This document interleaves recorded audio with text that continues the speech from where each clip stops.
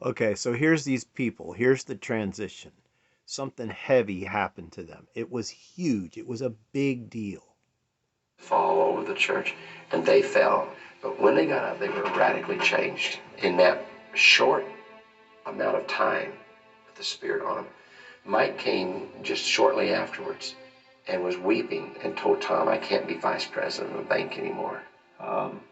Even though I'd say we were happily married and had a good family and were living a good life, there was still an emptiness in us, especially in me, that was not being fulfilled in my Christian walk. We both were raised in Christian families, and so we believed the Bible, but we had none of it in our life, and we would say, where's the more? If this is really what it seems to be, where's the fruit? Where's the more? Where's the passion? Where's the love? They say you have to love God. How do you love God? I don't know how to do that. I can accept him and say a prayer, but how do you fall in love with God? And what does that mean? And what if you don't feel it? Can you still be a Christian? Can you still, and we would have these conversations. And so that night reminds me of the night that I met Mike. That's what I kind of, it's the same kind of feeling that I had. It was like meeting Jesus for the first time. What the Lord did, on the outside looked, innocent enough and casual, but was very deep.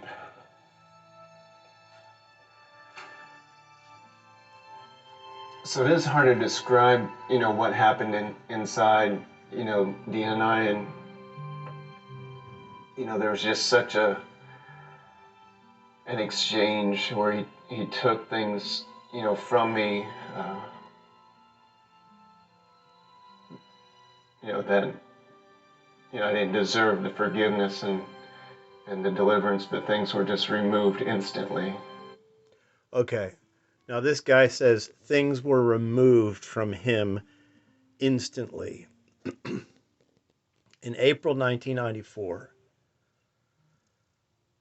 having many types of relationships with the church gatherings, when God proved to me that he was real, the one thing that I was overwhelmed with is they didn't teach me the whole game. There's something missing.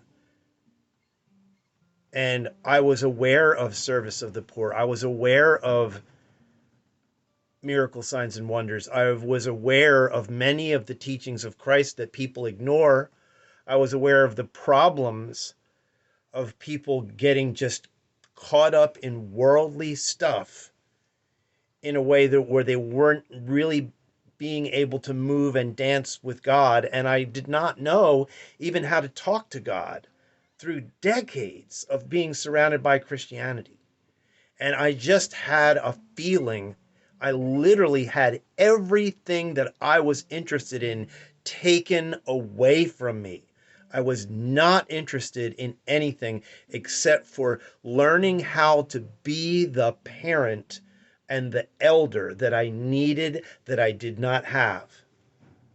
And even these wonderful people, even some of these great films that I'm enjoying, I'm not hearing gather together with a handful of family men and become expert at discerning your own personal demons and your weaknesses and share those things cheerfully with one another. And that's where the communion group and the maintenance begins. So back to this story, these people had this enormous transition. And just replaced with radical love. Things were taken away and replaced with this amazing, enormous love. Well, that radical love would propel them to sell everything and fly to China with their 3 small children and 2 suitcases. No plan, couldn't speak the language, but God told them to go, and they trusted him. So we just said, if he's asking us to go, then we're just going to go. And so we sold our house and we gave everything else away. And we just came with clothes. And we moved here with our 3 children. They were 18 months and 5 and 8 at the time. And you had no house? No house. We lived in a hotel for 3 days and found an apartment, and it was very interesting. It had rats and it had raw sewage, and we didn't know anything. And I remember walking in, and it was everything up until that point for me. It was very exciting. It was, even though there was a lot of sacrifice involved, but even the sacrifices were such a joyful sacrifice. It was like it was all I had to give, and I was just so happy to give it. But at that moment, as I stood in the apartment and I watched my... So these people gave away their entire lives and went in a direction that had no safety except for God.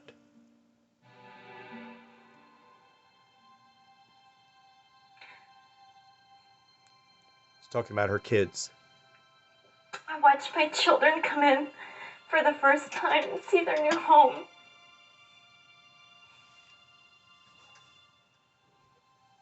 And I thought, what kind of mother does this to her children? You know, we had a beautiful home and a beautiful family. And it hit me, you know, like, this is real. You know, this is real. And I saw their little faces, you know, just try and do the best that they could. And I just thought, oh my goodness, you know, what have I done?